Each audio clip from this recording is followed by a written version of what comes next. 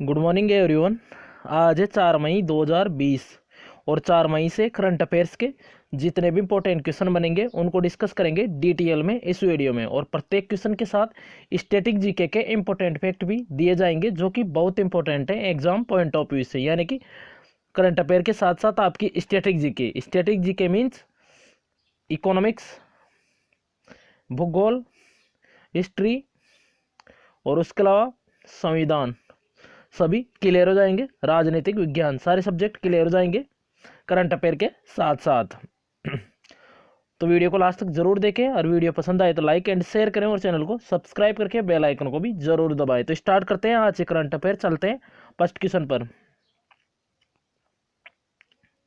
First question है हाल ही में किस राज्य के केसर को जीआई टैग दिया गया है? तो ये दिए गए हैं जम्मू कश्मीर के केसर को भी जीआई टैग दिए गए हैं।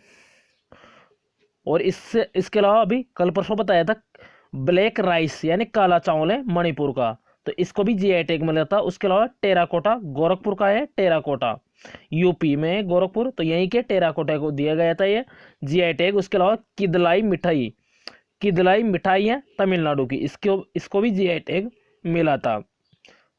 और अब केसर को जीआई टैग दिया गया है। जीआई टैग की फुल फॉर्म है जियोग्राफिकल इंडिकेशन टैग। जीआई यानी जियोग्राफिकल इंडिकेशन और टैग। अब ये किसको दिया जाता है? जैसे किसी स्थान पर कोई चीज फेमस है तो उस वस्तु को उस जगह की पहचान बनाने के लिए दिया जाता है ये जीआई टैग। जैसे केसर जम्मू कश्मीर में फेमस है, अब केसर जम्मू कश्मीर में फेमस है तो केसर को जम्मू कश्मीर की पहचान बनाने के लिए ये जीआई टैग दिया गया है। नेक्स्ट क्वेश्चन है हाल ही में किस देश ने कोरोना वायरस प्रकोप की उत्पत्ति की अंतर्राष्ट्रीय जांच यानी इंटरनेशनल टेस्टिंग की मांग की है? तो ये की है ऑस्ट्रेलिया ने। तो अभी ऑस्ट्रेलिया ने कोरोना वायरस प्रकोप की उत्पत्ति की अंतर्राष्ट्रीय जांच की मांग की है और इसका समर्थन किया है अमेरिका ने। तो अमेरिका ने ऑस्ट्रेलिया का समर्थन किया है। अब ये जांच की मांग की है ऑस्ट्रेलिया ने। तो ऑस्ट्रेलिया कैपिटल है कैनबरा, करेंसी है ऑस्ट्रेलियाई डॉलर, करेंसी है ऑस्ट्रेलियाई डॉलर, और प्राइम मिनिस्टर है ऑस्ट्रेलिया के treasurer Scott Morrison. Next question है हाल ही में किस जल प्रबंधन प्राधिकरण यानी इंग्लिश में कहें तो वाटर मैनेजमेंट अथॉरिटी को आधिकारिक तौर पर जल शक्ति मंत्रालय के अधीन लाया गया है? तो ये लाया गया है कावेरी जल प्रबंधन प्राधिकरण। तो कावेरी जल प्रबंधन प्राधिकरण को जल शक्ति मंत्रालय के अधीन लाया गया है। बात करें जल शक्ति मंत्रालय की तो जल शक्ति मंत्रालय का भी गठन नया हुआ था। पेयजल मंत्रालय और स्वच्छता मंत्रालय को मिलाकर यह जल शक्ति मंत्रालय बनाया गया था और इसके मंत्री बने थे जल शक्ति मंत्री गजेंद्र सिंह शेखावत। उसके अलावा कावेरी जल विवाद किन राज्यों में? तो ये है कर्नाटक और तमिलनाडु में है कावेरी जल विवाद। उसके अलावा कावेरी नदी का उद्गम कहाँ से होता है? तो इसका उद्गम होता है ब्रह्मगिरी पहाड़ी से और ताल कावेरी या ब्रह्मगिरी पहाड़ी, ये याद रखना है। तो अभी कावेरी जल प्रबंधन प्राधिकरण को भी जल शक्ति मंत्रालय के अधीन लाया गया है। नेक्स्ट क्वेश्चन है हाल ही में किस राज्य ने श्रमिकों के लिए ऑनलाइन आवेदन प्रणाली शुरू की है? तो ये शुरू की है कर्नाटक गवर्नमेंट ने। ऑप्शन है करेक्ट है और अभी कर्नाटक ने की है। और अभी प्रवासी श्रमिकों को अपने घरों पर जाने की अनुमति दे दी है। जो श्रमिक कर्नाटक से बाहर जाना चाहते हैं और जो कर्नाटक में आना चाहते हैं वो इस पोर्टल पर अप्लाई कर सकते हैं। तो इस पोर्टल के थ्रू पास प्राप्त कर सकते हैं जो भी श्रमिक कर्नाटक में आना चाहते हैं या कर्नाटक से बाहर जाना चाहते हैं। तो उसके लिए ये आवेदन प्रणाली शुरू की है श्रमिकों के लिए कर्नाटक गवर्नमेंट ने। तो इसके थ्रू पास प्राप्त कर सकते हैं। अब ये कर्नाटक ने शुरू की है। तो बात करें कर्नाटक की कैपिटल है बेंगलुरु। कर्नाटक के चीफ मिनिस्टर हैं बीएस येदियुरप्पा और गवर्नर है वजुभाई वाला। और बेंगलुरु भारत का पहला सिटी है जिसने अपना ऑफिशियल लोगो लॉन्च किया है। तो इसके ऑफिशियल लोगो में कन्नड़ और इंग्लिश भाषा का यूज करके बेंगलुरु लिखा गया है। उसके अलावा सिलिकॉन वैली भी कहा जाता है भारत का बेंगलुरु को। नेक्स्ट क्वेश्चन है वेरी इंपॉर्टेंट है हाल ही में वर्ल्ड प्रेस फ्रीडम डे कब मनाए गए हैं? तो ये मनाए गए हैं अभी 3 मई को। तो प्रेस की स्वतंत्रता के महत्व के बारे में जागरूकता बढ़ाने के लिए यह दिवस मनाया जाता है हर साल 3 मई को, वर्ल्ड प्रेस फ्रीडम डे। अब यहाँ पे वर्ल्ड प्रेस फ्रीडम की बात आई है। अभी वर्ल्ड प्रेस फ्रीडम इंडेक्स जारी किया गया था, तो इसमें भारत रहा था 142वें स्थान पर और शीर्ष पे रहा था नॉर्वे, और लास्ट ईयर भी नॉर्वे शीर्ष पे था। उसके अलावा भारत रहा था लास्ट ईयर 140वें स्थान पर। इस साल 2 पोजीशन नीचे गिर गए हैं भारत, तो नॉर्वे फर्स्ट पे और भारत है 142वें नंबर पे 142 रैंक पर।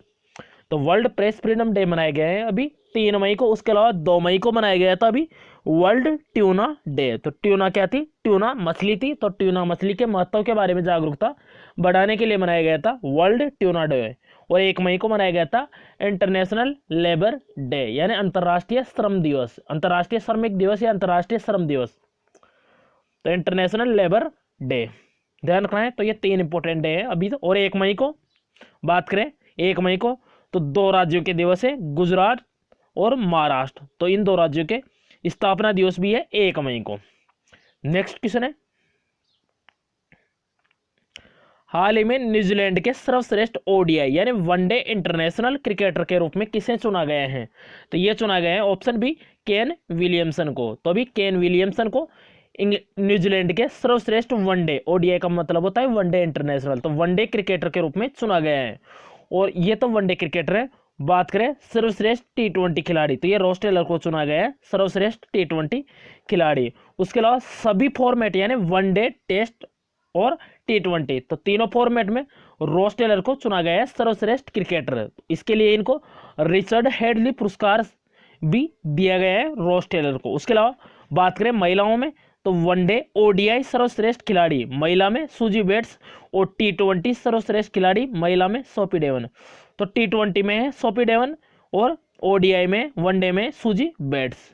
उसके अलावा टी20 में सर्वश्रेष्ठ खिलाड़ी है रॉस टेलर और वनडे में केन विलियमसन पुरुषों में, और तीनों फॉर्मेट में है रॉस टेलर। तो इनके लिए इनको रिचर्ड हेडली पुरस्कार भी के लिए भी चुना गया है। नेक्स्ट क्वेश्चन है, हाल ही में नीरज धवन किस बैंक के नए सीआरओ नियुक्त हुए हैं? तो ये नियुक्त हुए हैं यस बैंक के। ऑप्शन है करेक्ट है। तो नीरज धवन यस बैंक के नए सीआरओ यानी चीफ रिस्क ऑफिसर नियुक्त किया गया है इनको। बात करें यस बैंक का, तो यस बैंक की स्थापना हुई थी 2004 में। इसका हेडक्वार्टर है मुंबई में और इसके एमडी एंड सीईओ है प्रशांत कुमार। पहले रवनीत गिल थे, लेकिन अब प्रशांत कुमार बन गए थे अभी सीआरओ यानी चीफ रिस्क ऑफिसर। सीएफओ होता है एक चीफ फाइनेंशियल ऑफिसर, और एक होता है CEO chief executive officer. Next question है, हाल ही में होम डिलीवरी के माध्यम से गैर जरूरी वस्तुओं की बिक्री की मंजूरी किस राज्य सरकार ने दी है? तो ये दी है पश्चिम बंगाल गवर्नमेंट ने। तो अभी पश्चिम बंगाल गवर्नमेंट ने होम डिलीवरी के माध्यम से गैर जरूरी वस्तुओं की बिक्री की मंजूरी दे दी है। जैसे पेटीएम, अमेजोन, फ्लिपकार्ट से होम डिलीवरी की जो मंजूरी होती है, होम डिलीवरी होती है किसी भी जो गैर जरूरी सामान है उसकी मंजूरी दे दी है पश्चिम बंगाल गवर्नमेंट ने। बात करें पश्चिम बंगाल की, कैपिटल है कोलकाता, चीफ मिनिस्टर है ममता बनर्जी और जगदीप धनखड़ है इसके पश्चिम बंगाल के गवर्नर। और बात करें कोलकाता, तो ये हुगली नदी के किनारे बसा है कोलकाता। और कोलकाता मेट्रो पहला मेट्रो है अंडर वाटर मेट्रो ट्रेन। तो अंडर वाटर मेट्रो ट्रेन अभी कोलकाता में जो हुगली नदी है इसके नीचे से बनाई गई है। तो कोलकाता मेट्रो पहली अंडर वाटर ट्रेन शुरू करने वाले पहला मेट्रो बना है कोलकाता मेट्रो, ये ध्यान रखना है। उसके अलावा बक्सा नेशनल पार्क और सुंदरवन नेशनल पार्क है पश्चिम बंगाल में। उसके अलावा पश्चिम बंगाल है उसमें जो गंगा नदी है उसमें सबसे ज़्यादा आर्सेनिक की मात्रा पश्चिम बंगाल के अंदर है, ये भी ध्यान रखना है। पश्चिम बंगाल में सबसे ज़्यादा आर्सेनिक की मात्रा है गंगा नदी में। उसके अलावा सुंदरवन डेल्टा भी है पश्चिम बंगाल का, वर्ल्ड का सबसे बड़ा डेल्टा है सुंदरवन डेल्टा। तो ये गंगा नदी और ब्रह्मपुत्र नदी मिलकर बनाती है सुंदरवन डेल्टा को। नेक्स्ट क्वेश्चन है, हाल ही में किस देश में होने वाले कॉमनवेल्थ यूथ गेम्स को स्थगित कर दिया गया है? तो ये कर दिया गया है जापान में। तो अभी 2021 में जापान की कैपिटल टोक्यो में होने थे कॉमनवेल्थ यूथ गेम्स, तो इनको स्थगित कर दिया गया है। अब स्थगित क्यों किया गया है? तो जो समर ओलंपिक होना था अभी 2020 में, तो उसको 2021 में कर दिया गया था। तो टोक्यो ओलंपिक होगा, समर ओलंपिक है टोक्यो ओलंपिक, तो ये 2021 में होने हैं, इसलिए कॉमनवेल्थ यूथ गेम्स को 2023 में स्थगित कर दिया गया है, क्योंकि टोक्यो ओलंपिक और कॉमनवेल्थ यूथ गेम्स एक साथ नहीं हो सकते हैं, क्योंकि दोनों जापान में होने हैं, इसलिए 2023 में कॉमनवेल्थ यूथ गेम्स को स्थगित कर दिया गया है और टोक्यो ओलंपिक होंगे 2021 में। उसके अलावा विंटर ओलंपिक होने चाइना में 2022 में। उसके अलावा एशियाई गेम भी होंगे 2022 में, चाइना की कैपिटल चाइना के हांगजो में होंगे और चाइना की कैपिटल बीजिंग में होंगे विंटर ओलंपिक। उसके अलावा एशियन यूथ गेम्स भी होंगे 2021 में, चाइना की कैपिटल बीजिंग में। तो अभी जापान में कॉमनवेल्थ यूथ गेम्स होना था, तो उनको अभी स्थगित कर दिया है 2023 के लिए। नेक्स्ट क्वेश्चन है, हाल ही में कार और जीप जैसे सरकारी वाहनों की खरीद पर किस राज्य सरकार ने बैन लगा दिया है? तो ये लगाए हैं हरियाणा गवर्नमेंट ने। ऑप्शन डी करेक्ट है। तो जो सरकार कोविड-19 की वजह से लगाए हैं ये बैन, तो अभी जो गवर्नमेंट कर्मचारी होते हैं उनके लिए जो कार और जीप है उनकी खरीद पर अब बैन लगा दिया है गवर्नमेंट कर्मचारियों के, यानी गवर्नमेंट एम्प्लॉयमेंट के। तो ऑप्शन डी करेक्ट है हरियाणा। बात करें हरियाणा के कैपिटल है चंडीगढ़, चीफ मिनिस्टर है मनोहर लाल खट्टर मुख्यमंत्री है, और गवर्नर है सत्यदेव नारायण आर्य। तो ये था आज के करंट अफेयर का वीडियो। कमेंट बॉक्स में जरूर बताएं कि वीडियो कैसा लगा है। अगर वीडियो पसंद आए तो लाइक एंड शेयर करें किसी भी स्टडी रिलेटेड व्हाट्सएप और फेसबुक ग्रुप में, और चैनल को सब्सक्राइब करके बेल आइकन को भी जरूर दबाएं। अगर किसी भी क्वेश्चन से कोई भी प्रॉब्लम हो तो कमेंट बॉक्स में बताएं, या अपनी प्रॉब्लम इन व्हाट्सएप नंबर के थ्रू शेयर कर सकते हो। तो प्रत्येक क्वेश्चन के साथ स्टैटिक जीके के इंपॉर्टेंट फैक्ट भी दिए जाते हैं, जो कि बहुत इंपॉर्टेंट है। तो करंट अफेयर के साथ साथ स्टैटिक जीके भी क्लियर हो जाएगी। तो thanks for watching this video. Thanks all friends.